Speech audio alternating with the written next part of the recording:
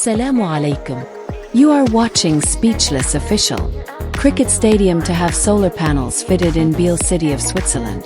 Plans to install over 1,000 solar panels at a cricket stadium have been given the go-ahead. The panels will go on the roofs of 5 buildings at the Utilita Bowl in West End, Southampton. Able to generate about 25% of the stadium's annual power, the solar panels will cover the electricity used during match days.